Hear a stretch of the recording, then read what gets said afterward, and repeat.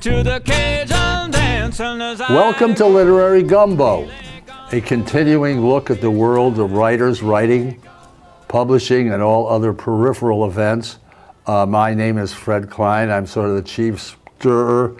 I was in publishing at Dunham Books for over 30 years in New York City and spent most of my remaining life out here in the whole publishing world.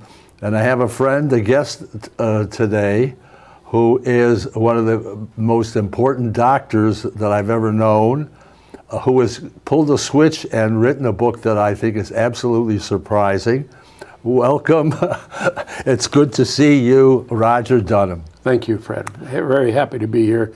I don't know how important I am, but I certainly practice medicine. Anybody who has come up with a book like this is an author, and you have to be treated in a different way. Okay. I mean, I don't have to show you, the problem I have in my mouth or anything like that. I don't think I want any free service.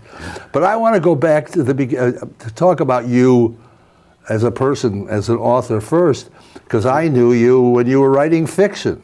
That's right. So let's go back and sort of, where were you from? You're not from Santa Barbara. Nobody's from Santa Barbara. No, I'm from Pasadena originally. Okay. And we've been here during the years of my practice, 40 years. 40 years of practice. 40 years of practice here, and then 2 years since I retired. But wait, but okay, no, let's go back though. Because you mentioned a couple of medical schools that you attended at some point along the way. Well, it was this transition that occurred when I was in the United States Navy. Oh, that's right. Of course, that's right. I was involved with running a nuclear reactor on a spy submarine in the Pacific, and I ended up going through many intensely stressful events during those years. How many years were there? I was 3 years on the submarine. I was 6 years in the Navy. And you then you wrote the thriller about the submarine, right? Or the one that was...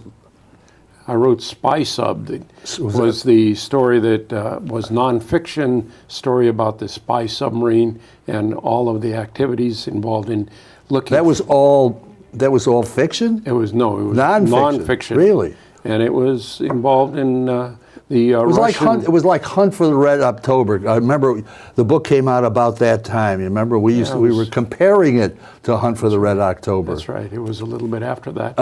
And the book was fulfilling something that I needed to fulfill, which was to bring out from inside of me some of the most stressful, challenging, and remarkable kinds of things that I've seen in my lifetime. That was a part of Final Diagnosis then when I was an intern at LA County Hospital, which was fictionalized so that I could tell the story. And then this is the bringing together of 40 years of so many things that But it's not fiction. Believe me, there's no fiction at all. It's all real stuff. There is fiction in one sense. He had to change the names of the people involved. Did. Now, how do you determine changes? Suppose so I who belong, really should have this book sort of plastered all over me, because when it comes to mortality, I'm facing it like everybody else at the moment. Well, maybe you're thinking of it more, but certainly the entire population is involved in a mortality process of sorts. Yeah. But before we get to that, how do you so you decide to write this? But how do you decide to change names? Do you try to get it as close to the original person? This is about as confidential as anything can get in the life of people who are approaching mortality. You're right. And so there is a real obligation just as a part of the profession of practicing medicine to maintain confidentiality. And yet the process people were experiencing is something that's similar to what so many people experience as they are facing their own individual mortalities. So that process can be brought out, and that's what I've done with this. They changed names, and occasionally a little bit of a change in circumstance with some of the more famous people, where people would have a little difficulty figuring out who they would I never thought of trying to check that. No, okay. I just like some of the names that you chose. I chose names in a random manner. Really? It was random? I had one actual real name still in the book. Oh, okay. Yeah, that was Christopher Toomey. Oh? Chris Toomey, who's in Santa Barbara. And he's still around. And he was surviving mortality in the most challenging way imaginable. Yeah. And for him to pull through what he was looking at experiencing, for him to actually survive that process is one of the most remarkable things. So I put it toward the end of the story to help encourage people that, and most of the people who are trying to survive their own individual pathways to this mortality, most of them have died, unfortunately. No matter. I'm not dead though, but no, most of you're not in this. Oh no, I know I'm not in here. But I'm thinking that I could trade places with some of those people. Well, there's many, and that really is the way the book is brought together. Is that while each event is a absolutely unique and individual event for each person that's going down this experience, there were a series of things that were very similar that had a substantial effect on the quality of the process of evolving mortality. The patient's wealth has a factor. The patient's, a lot of them were wealthy. The patient's mind. Wealthy women you had. I had some wealthy women. Yeah. The patient's mind, the mental state, the patient's family, the patient's age plays a role. And I have a whole chapter in here. 94. I'm 94. Did you read the chapter? How old is enough? I start off with a 93-year-old lady in the emergency room. Yes. And remember what happened with her. She survived that mortality process. So age plays a role. Most important two things probably were the family that people had, people who care about you, and the religion that people had. Yeah, religion plays a role because it gives hope for the future beyond the actual end of mortality. When you funny, a religion just doesn't occur to me. It's because I've really not practiced, and Well, many people have not, and I certainly don't promote any religious No, I know things, you don't. But I identify what the effect of religion is on people who have strong religious beliefs, and what that effect is on their family who is experiencing so much of the trauma of the evolving mortality. So there's a spectrum from religion to wealth to age to mindset. The intact mental state is an important thing. At what point should you say a continued life is not a good idea? Under what circumstances is that appropriate? And that's 1,000 questions asked probably every day among the population as we have looked in. There's a whole chapter in the whole process of people who are trying to plan their own mortality to accelerate it for some reason, where they can get doses of medicines from a doctor and end their own lives. Well, now that marijuana is okay here in California, would that doesn't have any confluence on it. That drug is nothing controversial in many ways in terms of what it might create problems with under the influence driving, for example, or things along that line. But not as a part of a direct effect on mortality. But the people in Oregon and Washington who over the years have been able to legally get this, and now in California, since the laws have been changed, where people can legally get this. I look back at what happened at the Golden Gate Bridge when the people jumped off the bridge. Yes. And the ones who survived, because there were several who survived, what they said in their interviews about how they realized it was a bad idea right after they jumped.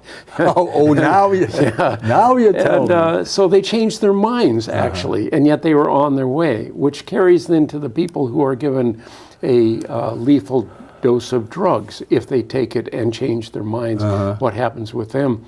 So in Oregon and Washington, so many people filled the prescriptions to be able to end their lives, and they never took the drug. They decided against it. So that leads to the question of what about those who do take the drug that almost certainly predicts that they will be gone to another world in a short period of time, and then they change their mind. And change their mind. And there's nothing to be done. So it explores these issues because they're complex and they're highly individualized. And there are some states now that do allow Washington and I'm Oregon. talking about assisted. I think Montana does.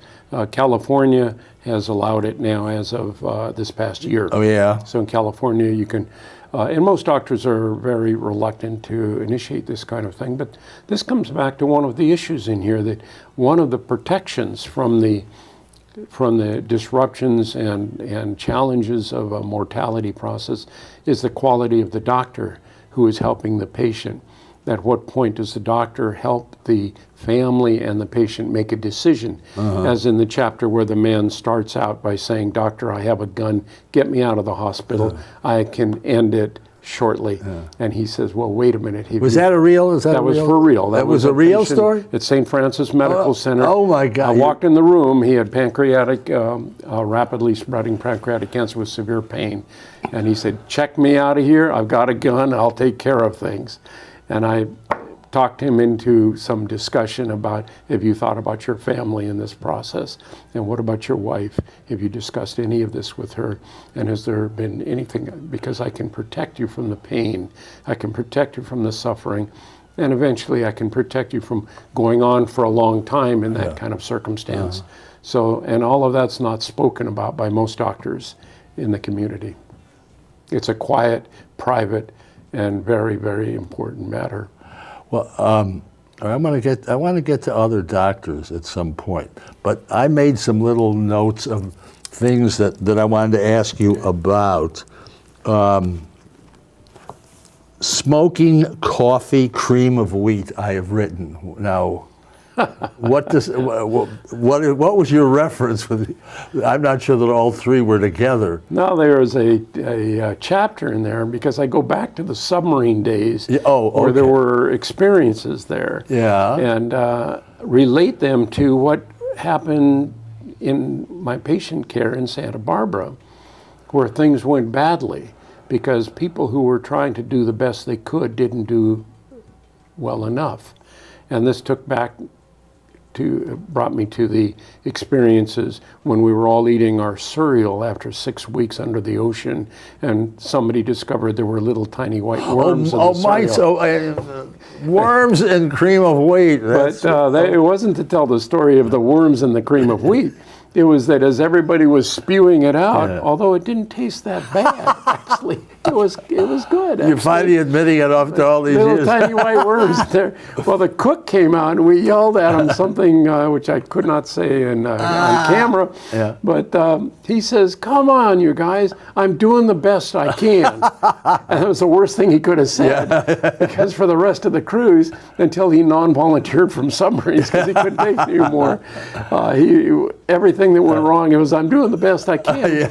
But in medicine, when there's a team of people doing things, and I lay out a couple of operational situations, surgical situations, where in one case the person was doing the best he could and it wasn't correct. As part of the team. It had disastrous consequences. So you can't just do the best you can. You got to actually do the right thing.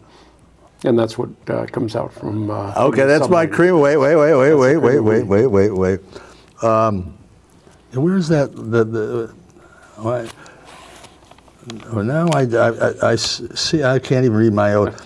I say DACOA. What is that? No, but there was something about. It was the shield. What is the shield? Oh, this is a conceptual thing of what doctors, especially doctors who are sensitive about their patients' feelings and their suffering and their challenges, what the doctor must do to remain effective. You cannot be cold. You have to be warm and understanding. But if you open yourself up to that warmth and understanding, it can be extremely difficult for the emotional state, and many doctors have trouble with that. And I just commented that I created in my own life kind of a shield that protected me from those feelings getting into me as deeply as they otherwise might, where I could still continue to be as compassionate and empathetic to the patient and the family's situations. That shield then protected me. sometimes the shield came down a little bit, and it was very difficult. That's fascinating. Fascinating. I thought I can't. I suddenly can't. Aren't you look at? You should look at my new pen that doesn't allow. You got a thick pen. Yeah, but I love actually. Computerization. That's early in the book. We're talking about, I guess, doctor and all the paperwork that you have. No, I vented a little bit. Oh, good. Well, vent. I vented because of the case, the first case in the book, actually, is the call I got at 3:30 in the morning. You got a lot of early morning calls. There were a lot of calls. That was one of the things about retirement. The phone didn't go off at 3:30. Of a lady who was asking for help because her father didn't seem to be moving much anymore. Yeah. And what I did was I made a house call, of course, and I went to see him. And the process of what I went through in taking care of him in that circumstance was contrasted with what do you do if you don't have a doctor you can call? Are there enough doctors out there that you can call? Who do you call when your father doesn't seem to be moving much anymore? Because in fact, in this case, with Lou Gehrig's disease and his impending mortality and death, which I knew was evolving, was something where I could come out and provide the daughter and the wife with the comfort that they needed and bring in somebody to take him away. If you don't have that, you do what? You call 911, and what is it? In every office you seem to call these days, they say if this is an emergency, hang up and call 911. Well, at 3:30 in the morning, does any family with that circumstance, with that father sitting in front of the view window looking out over the nighttime lights of Santa Barbara, is it a good thing for the ambulance to come screaming across the city and they take him away to the emergency room, maybe doing CPR or something on the way, or who knows what? They don't have the history or the information. So the problem is the diminished supply of primary care doctors, and that's what I bring about because of the negative features of doing that kind of practice, where you have to have a computerized interaction process underway where everything is by code numbers and there's no reimbursement if you don't have the right codes, and even if you do have the right codes, they have to be in the right sequence, and all of these things have to, which just eats doctors alive, especially the best doctors who might care the most about their patients. So they don't go into it. They don't go into primary care medicine. So we have a shortage of primary care doctors. But actually, because of the computerization as one of the negative factors, and then the pay that gets chopped and chopped and chopped for primary care services. Well, I thought at one point, at least 10 or 15 years ago, wasn't that one of the medical profession was a great one for everybody to sort of lend an ear to. It goes on and on and on. Is it the finances? Is it? Well, you can be a very good doctor and yet have so much time involved in trying to do things right by the computer for the insurance companies and for Medicare and for all the government agencies that oversee everything. So you do have but it degrades you. Do you have? I was just going to. Is that your job, or do you have like somebody who was that your job, or did you have somebody who was able to do take that off? Sure, I hired a computer specialist to deal with the computer issues, and that cost a considerable amount of money, and then all the computers that were involved in that mechanism. And that was where I made the decision that I bring out in that chapter of just abandoning all elements of the computer linkages for billing patients, get rid of the billing systems, get rid of the computer specialists, and get rid of all those things that take up so much time and take you away from patients with the concierge program, which we initiated about 15 years. You were one of the leaders, I guess, one of the early ones. In Santa Barbara. In Santa Barbara, you were the first? I was in Santa Barbara the first. It was a scary, scary time, but I couldn't do it anymore the way they were trying to get me to do it. Again, because of too much paperwork and technicality? Because of the paperwork technicalities, the continual demand for ever more information, all conceptualized by the insurance systems and all a part of the bureaucratic government system, which creates this tremendous weight on doctors' minds and pulls them away time-wise and energy-wise from just what they're supposed to be doing, is taking good care of patients. Yeah. So it dehumanizes the practice. It makes it so difficult that I made a decision about 15 years ago to actually give up the practice of medicine if I couldn't change it all, and I changed to the concierge model. In 1 2-week period of time, when I conceptualized the process and brought it into place, and it worked, I thought, very, very well for my people. Has My anybody patients were taken, very happy. are there other doctors in Santa Barbara who are now doing the same It's thing? expanding all over the country now. It is. It's the problem is that it takes a smaller number of patients Yeah. to run a concierge practice. So there are more and more patients who are And you have to be on shuttled away. 24 hours, right? So 24 Well, you hours. do, but you're on call also with other doctors with similar practices. But the problem is that there are not enough doctors to take care of all of the people who would like that kind of care. And people are willing to pay. It's around $2,000 to $3,000 a year, depending on how much additional billing. I stopped all billing. I didn't do any billing. Nobody got any bills for 15 years. Really? No bills. They got a once-a-year renewal of the retainer. Oh my God. It was so simple. It was on Microsoft Word. It just pops up, but once a year they get a note saying your retainer will be due in the near future, and they'd renew, and it would work out well. But there are a lot of patients who were not able to take part in that because there are not enough doctors to offer them that opportunity. The concierge doctors frequently have waiting lists now. There are a lot of people who want to get in and get that kind of care, where a doctor will make a house call 24 hours a day, where a doctor answers his phone when you call. Oh gosh. Where a doctor, I mean, this is like unheard of today. Absolutely. It used to be the standard. I've never heard, yes. I know more nurses' names than anything. You end up in the emergency room. Will your doctor come and see you in the emergency room? Will he guide you to the best specialist for whatever additional care? So there were a lot of factors, and that's part of what was done there. But anyhow, I think it's a very impressive program here that you've done now. But my concern is how you're going to sell it. Is selling it. Have you thought?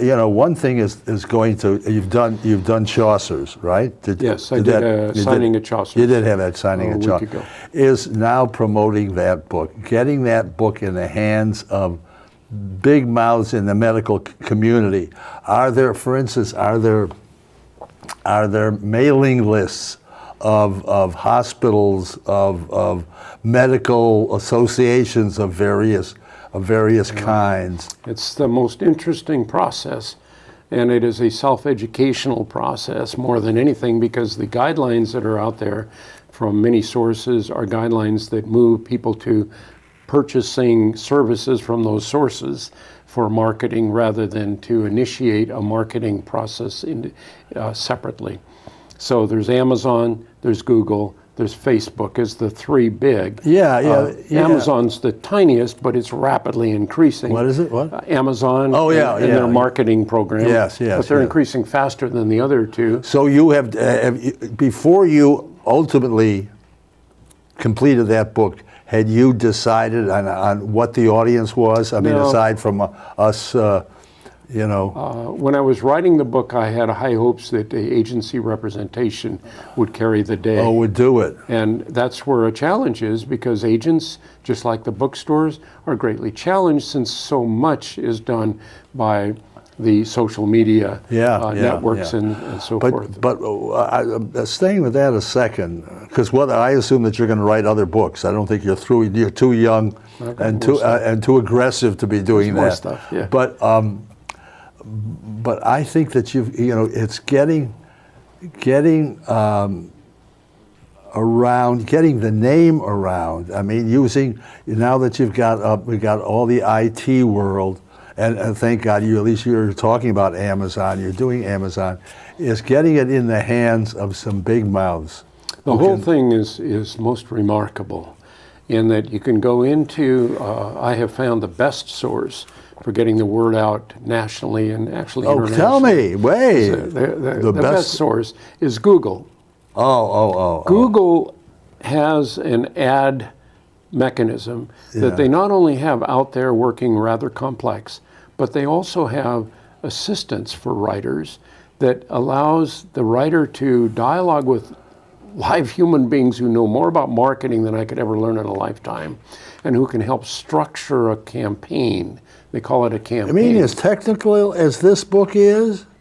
They can structure the campaign for marketing to a wide audience in the United States, which is very difficult to put that together in somebody who doesn't know. Yeah, because to my experience. mind there are certain organizations. Yes, you're right. I haven't been able to do it with And I don't think, Facebook. and frankly, I don't even think an agent or editor knows those answers sometimes. But what I started to get to is a lot of the university presses are now publishing books that you would never believe that they would publish, having nothing to do with whatever school they represent. They are interested in unusual publishing. So They are. at some point, It's worth looking into all the sources. And what I did with this book, this is a book of my 40 years of practicing medicine. you designed the cover too? No, I paid somebody in Texas to create this, a graphic design artist. Okay. Did a great job. I love the cover. All right. So, No, I see. I think your name should be larger. I'm sorry. I think your name should have been larger. That's probably going to happen someday. Yeah. But I wanted the surviving mortality of their. But no. I think the cover says what it should say. Well, but it gives I told them three things. I want to have a caduceus there because this is a physician's perspective. I want to have the universe because we're talking about launching into the universe is what mortality is all about. Maybe you belong in this business. Maybe you belong in the marketing business. I don't know. The hell with medicine. And I wanted a bright light in the middle because there is hope. There has got to be hope for the people who are facing these forces. All right, okay. So that's where we went. All right, with that. now that's okay. That's very And interesting. so here's the philosophy that I adapted. Yeah. After a lot of thinking is, this comes out in one point in time in my life. I have one opportunity to release a book, and that release time is a valuable period of time that doesn't last all that long. Books that have been released a year or two ago, people are thinking that was a year or two ago. This is a fresh release, and so I do print media with the Santa Barbara News Press, with the Montecito Journal, with the Independent. Oh, wait. Were you in the Independent already? I've got advertisements for this book in all three of those. I guess I haven't seen this week's Independent to check. Yeah. I look for those little four square ads. They skipped this week. It's coming next week again, but it's been there for the last 2 weeks. Is it a quarter of a page, like a quarter of a page, or maybe it's an eighth of a page? It's a nice segment, and then the Montecito Journal did a fabulous job of creating a full column, which just made it beautiful. Yeah, they just did a great job. Right. The News Press did a great job in.